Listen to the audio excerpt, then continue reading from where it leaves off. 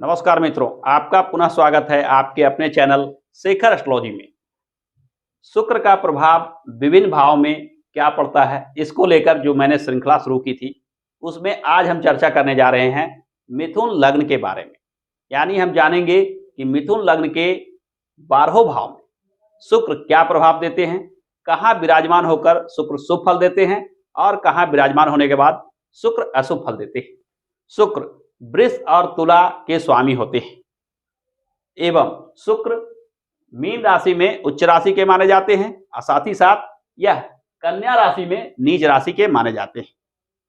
मिथुन लग्न के कुंडली में शुक्र क्या प्रभाव रखते हैं, आइए जानते हैं। जैसा कि आप चार्ट में देख रहे हैं कि मिथुन लग्न में द्वादश भाव में शुक्र की पहली राशि वृष राशि पड़ती है एवं पंचम भाव में शुक्र की दूसरी राशि तुला राशि पड़ती है।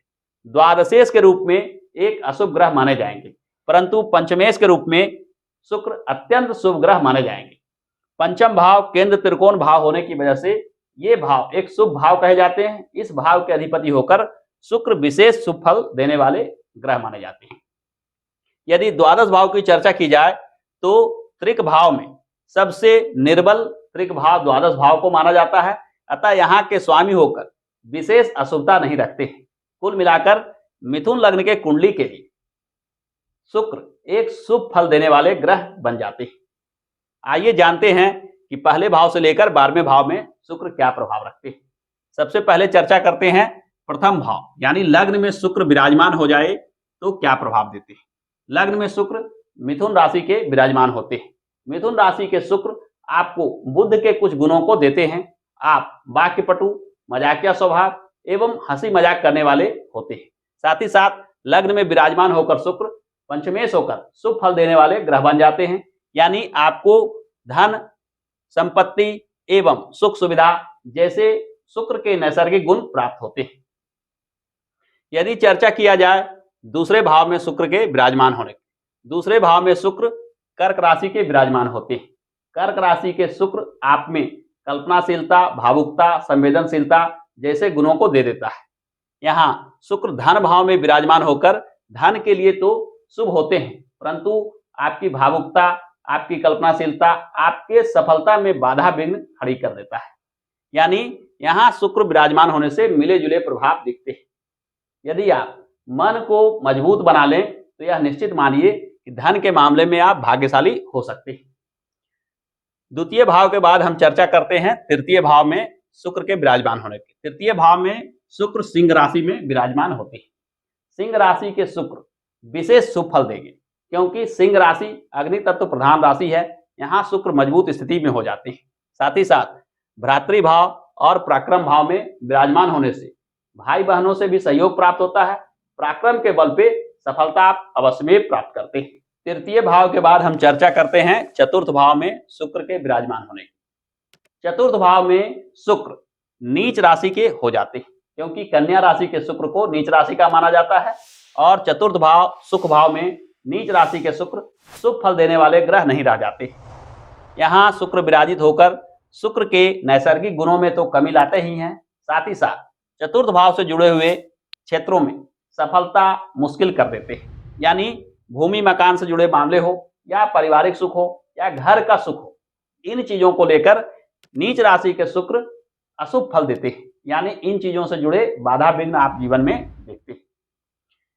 चतुर्थ भाव के बाद चर्चा किया जाए पंचम भाव के शुक्र की। पंचम भाव में शुक्र तुला राशि के विराजमान होते हैं। यहाँ शुक्र विशेष मजबूत हो जाते हैं। अब यह शुक्र आपके जीवन में अनेक लाभ देते हैं, विशेषकर विद्या बुद्धि से जुड़े लाभ आपको विशेष प्राप्त होता है। तुला राशि की वजह से कला, सुंदरता, गीत संगीत जैसे चीजों में आपकी विशेष रुचि रहती है। यानी विद्या के मामलों में, कला संगीत में रुचि रखते हैं, इन चीजों से लाभ उठाते हैं। यहाँ बली होकर शुक्र आपको जीवन में विशेष सफलता दिलाते हैं। पंचम भाव के बाद चर्चा करें षष्ठ भाव में शुक्र के विराजमान होने की। षष्ठ भाव एक अशुभ भाव माना जाता है।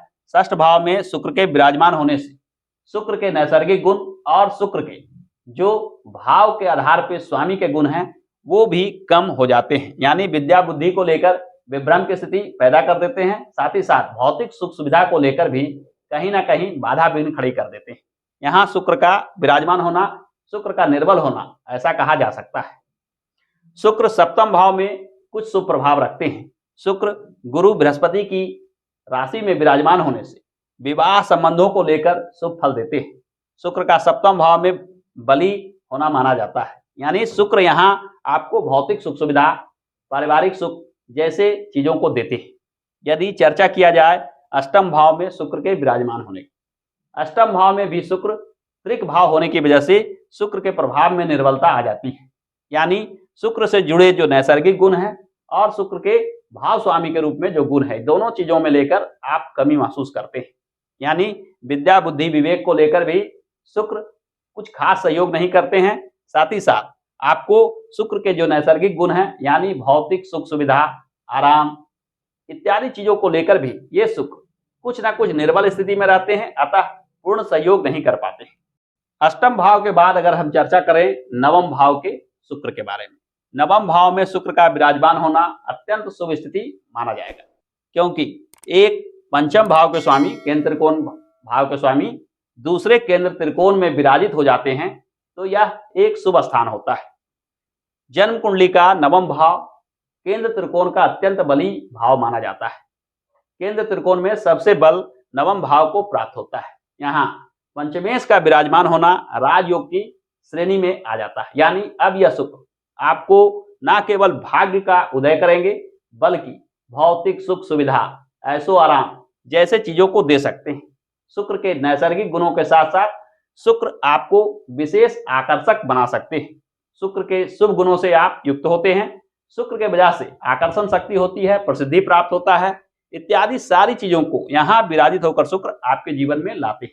यानी भाग्य भाव में बैठे हुए शुक्र का जितनी भी प्रशंसा की जाए वह कम हो। शुक्र के दसम भाव में विराजमान होना अत्यंत शुभ स्थिति बन जाएगी, क्योंकि पंचमेश का दसम भाव में उच्च राशि का होकर विराजमान होना अत्यंत श्रेष्ठ स्थिति मानी जाएगी। मिथुन लग्न के जातकों के कुंडली में शुक्र का यहाँ विराजमान होना शुक्र से बनने वाले पंच महापुरुष में से एक मालव्य योग का निर्माण करते हैं।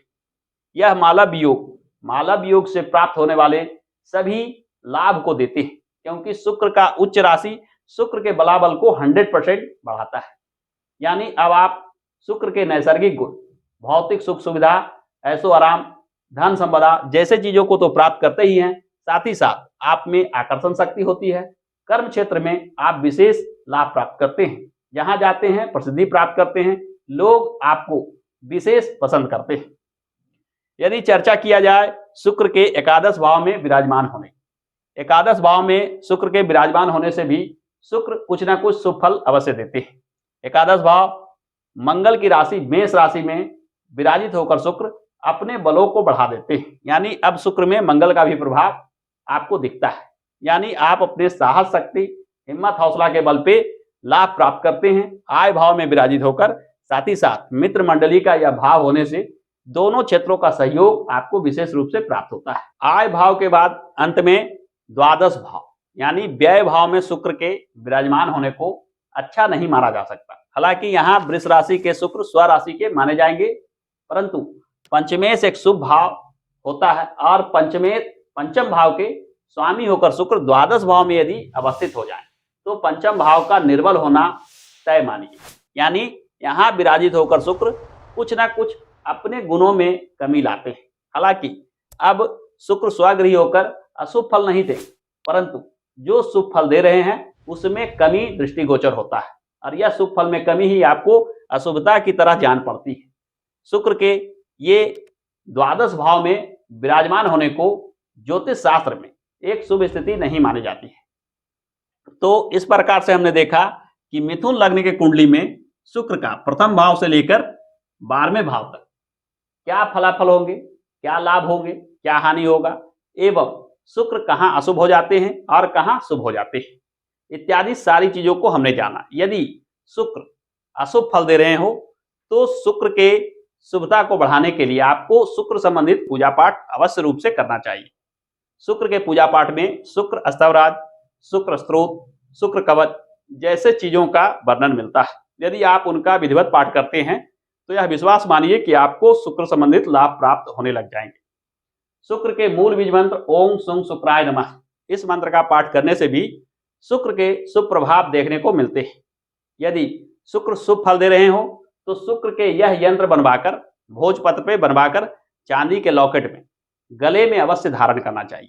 इससे शुभ फल देने वाले शुक्र और बली हो जाते हैं और आपके जीवन में विशेष लाभ देखने को मिलता है। शुक्र के अशुभता को शांत करने के लिए शुक्र के दान का भी प्रावधान किया गया है, यानी ज्योतिष शास्त्र के ग्रंथों में शुक्र के दान का भी महत्व बताया गया है। शुक्र के वस्तुओं की अगर चर्चा की जाए तो चावल, आटा, दही, मिश्री, घी, सफेद वस्त्र जैसे चीज शुक्र से संबंध रखते हैं। अतः इन चीजों का दान आपको किसी ब्राह्मण को अवश्य करना चाहिए। तो इसके दान करने से शुक्र के अशुभ फल जो आपको प्राप्त हो रहे थे उसमें कमी आएगी। तो आज के वीडियो में मिथुन लग्न की चर्चा आगे आने वाले वीडियो में मैं लेकर आऊंगा। कर्क लग्न में शुक्र के क्या प्रभाव होते हैं। तो आज के वीडियो में इतना ही, फिर मिलते हैं अगले वीडियो में। तब तक के लिए अनुमति दीजिए, धन्यवाद।